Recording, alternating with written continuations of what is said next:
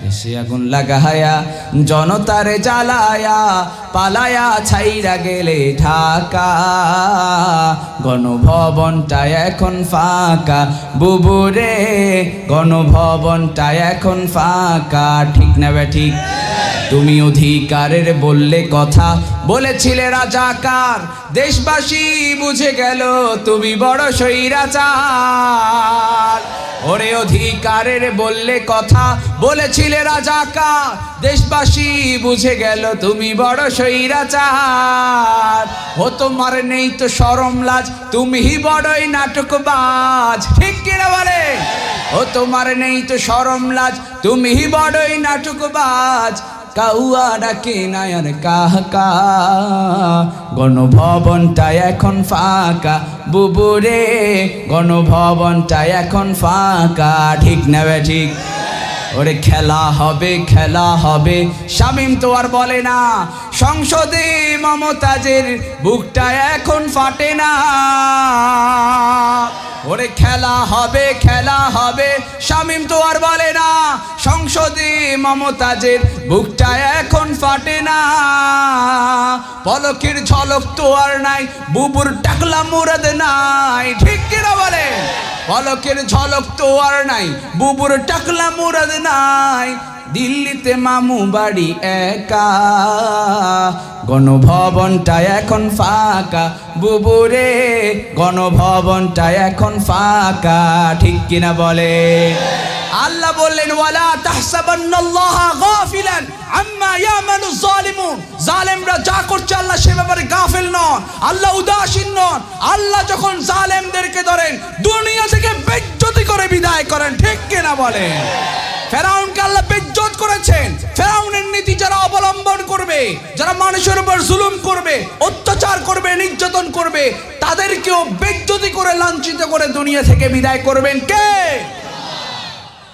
জুলুম করবেন জুলুমের শাস্তি হয়ে যাবে কোথায় থেকে আরো জোরে বলেন মানুষের উপর জুলুম নির্যাতন বড় বড় আলেমদেরকে হত্যা করেছিল বড় বড় আলেমদের ফাঁসির কাস্টে ঝুলিয়েছিল আল্লাহ তাআলা তাদেরকে ছাড় দিয়েছেন ঢিল দিয়েছেন যখন আল্লাহ ধরেছেন জনমের মতো সাইজ করেছেন ঠিক কিনা বলে আল্লাহ তাআলা আপনাদেরকে কোরআনে বলেছেন আল্লাহ নবীজি বললেন আল্লাহ নবী বললেন ইন্নাল্লাহা লা ইউমলিজ জালিম আল্লাহ জালেমদেরকে ছাড় দেন ঢিল দেন নবীজিও বলেছেন আল্লাহও বলেছেন ইতিহাস আপনারা জেনেছেন আল্লাহ স্বচক্ষেও আপনাদেরকে দেখিয়ে দিয়েছেন ঠিক কিনা বলেন আমার ভাইয়েরা এজন্য জালেমের শাস্তি দুনিয়া থেকে শুরু হয়ে যাবে রব্বুল আলামিন বলেন ফাকাআইয়িম মিন ক্বরিয়াতিন আহলাকনাহা ওয়া হিয়া যালিমাতুন ফাহিয়া খাওয়িয়াতুন আলা উরুশিহা ওয়া বিইরিম মুআত্তালাতিন ওয়া কসরিম মাশীদ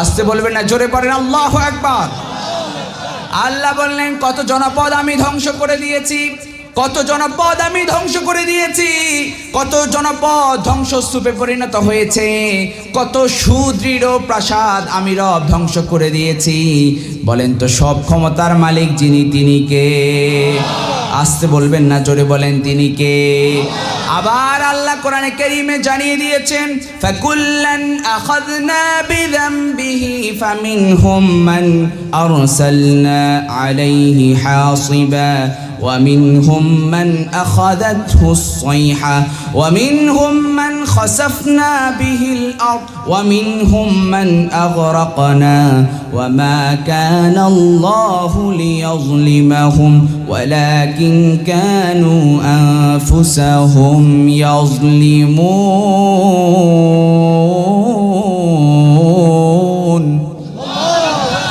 আবার আল্লাহ বললেন যারা দুনিয়াতে জুলুম করেছে অপরাধ করেছে পাপ করেছে আমি রব তাদেরকে পাকড়াও করেছি আমি কাউকে কাউকে পাথর ঝটিকা দিয়ে দুনিয়া থেকে বিদায় করে দিয়েছি আমি কাউকে কাউকে বজ্রের প্রচণ্ড আওয়াজ দিয়ে দুনিয়া থেকে বিদায় করে দিয়েছি আমি কাউকে কাউকে অহংকারের কারণে, দাম্ভিকতার কারণে কাউকে কাউকে মাটির নিচে ডাবিয়ে দিয়েছি। এইভাবে করে যারা দুনিয়াতে মানুষের উপর জুলুম করবে, অপরাধ করবে, অন্যায় করবে, পাপ করবে, আল্লাহ তাআলা যুগে যুগে তাদেরকে ধরেছেন। ভবিষ্যতেও যারা জুলুম করবে তাদেরকেও ধরবেন কে? আল্লাহ বলেন, আমি কোন জনপদকে আমি রব, তাদের জনপদ বজ্রের প্রচন্ড আওয়াজ। আপনাদের এলাকায় বলে ঠাড়া, কি বলে? ঠাড়া আছে না নাই? দেখবেন জোরে জোরে বিকট আওয়াজে যখন ঠাড়া পড়ে অনেক সময় আপনারা ভয়ে কেঁপে উঠেন, ঠিক কিনা বলেন? জুলুম আমাদের সমাজে আছে না নাই? কথা বলেন। জুলুম কয়েক